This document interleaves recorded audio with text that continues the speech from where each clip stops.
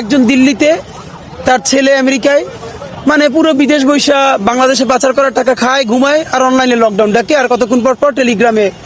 তো এইটার মধ্য দিয়ে যে এখানে বোকা স্টুপিড যে শ্রেণীটা আওয়ামী লীগের, এরা বের হয়ে কুকপাক দেয় আর জেলে যায়, মাঝে মধ্যে পাবলিকের গণধোলাই খায়। তো এবং এরা এইটুকুন বুদ্ধিশুদ্ধি আল্লাহ এদেরকে দেয় নাই যে যাদের নেত্রী আপার মতো মা, মায়ের মতো আপা, তারা হেলিকপ্টারে পালানোর সময় নিজের বোন ছাড়া কাউরে বইলেও যায় নাই যে তোমরাও পালাও আমিও পালাই, যে যার অবস্থান থেকে পালাও বলে নাই। তো এইরকম এটা তো আসলে একটা কাল্ট, আমরা যেটা বলি সহজ করে, এটা তো আসলে একটা সেমি ধর্মের মতো, মানে আপনি অন্ধবিশ্বাস।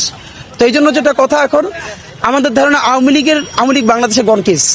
সে এর আগে অনেকবার চিন্তা করেছে, যে এর আগেও অনেকবার তার পুনরুদ্ধার ঘটেছে। দেখেন আপনি এইখানে খেয়াল করলে দেখবেন, আমরা কালকে সারা রাত এই অঞ্চলে ছিলাম, ফজরের পর থেকে এখানে আছি, আপনি দেখবেন না, খুব চেহারায় বুঝবেন কেউ পলিটিক্যাল ফ্যামিলির ছেলে মেয়ে না, মানে পুরোই অ্যাপলিটিক্যাল যে জেনারেশনটা, তারা যখন সারা রাত জেগে ফজরের পর থেকে এখানে পাহারা দিচ্ছে, এর মানে আমাদের সেই অ্যাপলিটিক্যাল জেনারেশনটা পলিটিক্যাল হয়ে উঠছে। তারা পলিটিক্যাল পার্টি করছে না, কিন্তু দেশের স্বাধীনতা সার্বভৌমত্ব টিকিয়ে রাখবার জন্য তারা সেই রাজনৈতিক দায়িত্ব কাঁধে নিচ্ছে। আওয়ামী লীগ যেরকম মুক্তিযুদ্ধ কুক্ষিগত করেছে, জুলাই গণ অভ্যুত্থান সেই মুক্তিযুদ্ধের মালিকানা এবার জনগণের কাছে ফিরিয়ে দিতে চায়।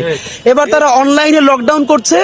আমরা মনে করি এই যে রায়ের আজকে তারিখ ঘোষণা হবে, এবং এই তারিখ ঘোষণা পরবর্তীতে সুষ্ঠু বিচারের মধ্য দিয়ে বাংলাদেশে অফিসিয়ালি আওয়ামী লীগের কবর রচিত হয়ে যাবে। কারণ এখানে দিল্লির যে ভুলটা হয়েছে, তারা তাদের সমস্ত বিনিয়োগ আওয়ামী লীগের উপর করে ফেলেছে। সুতরাং এখন তাদের আর কোনো শুধরানোর জায়গা নাই। আপনাদের মাধ্যমে আমরা ভারতীয় এস্টাবলিশমেন্টে বলতে চাই, আপনারা জুলাই গণ অভ্যুত্থানকে স্বীকৃতি দিন এবং সম্মান করুন। অতীতে যে ভুল করেছেন সেই ভুল থেকে বাংলাদেশের মানুষের কাছে ক্ষমা চান, এবং জুলাইকে স্বীকৃতি দিয়ে আপনারা নতুন বাংলাদেশের সাথে সম্পর্ক গড়ে তুলুন। দেখেন আপনারা আমাদের প্রতিবেশী, আমরা আপনাদের সাথে ভালো প্রতিবেশী হিসেবে আপনাদেরকে চাই, কিন্তু আপনাদেরকে প্রভু মানি না। দেখেন আপনি কোনো দেশে প্রভুত্ব মানাইতে পারবেন না। আপনার পাশে শ্রীলঙ্কা আপনার হাতছাড়া হয়ে গেছে, নেপাল গেছে, ভুটান গেছে, এরপর আপনি পাকিস্তানে একটা মাতব্বরি কইরা যুদ্ধ করতে গেছিলেন, কিন্তু সেটা পাকিস্তানের সীমানা ওঠার আগেই সেটা ধপাস কইরা পড়ে গেছে, ফালাই দিচ্ছে। আর আওয়ামী লীগের অন্যান্য যারা আছেন আপনাদেরকে বলি, দেখেন হাসিনার উস্কানিতে আপনারা জীবন ধ্বংস করেন না। আজীবন তার উস্কানিতে ধ্বংস, সে কিন্তু ঠিকই হেলিকপ্টারে পালাইছে, তার ছেলে কিন্তু আমেরিকায়, মেয়েও কিন্তু দেশে না। বাংলাদেশে পলিটিক্যালি আওয়ামী লীগ কোনোদিনই একটা রাজনৈতিক দল না, এটা একটা মাফিয়া দল, এবং বাংলাদেশে তার কোনো শিকড় নাই। দেখেন বেগম খালেদা জিয়াও কোন জুলুমটা নাই তিনি স্বীকার করেন নাই। তিনি কি বাংলাদেশ ছেড়ে গেছেন? তিনি বলেছেন আমার তো আর কোনো, আমি জেল খাটলে ওই দেশে, আমি বেঁচে থাকলে ওই দেশে।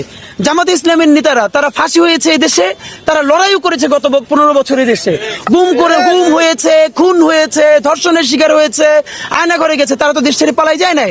অথচ তাদেরকে পাকিস্তানি বইলে সবসময় বলা হয়েছে তারা তো পাকিস্তান যায় নাই, কিন্তু আপনি তো ঠিকই দিল্লি পালাইছেন। সুতরাং এই বাংলাদেশের সাথে আওয়ামী লীগের কোন শিকড়ের সম্পর্ক নাই।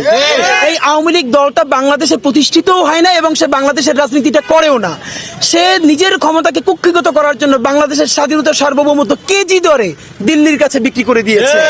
এই জন্য আমরা বলতে চাই যে নতুন বাংলাদেশে সেটা আর হবে না।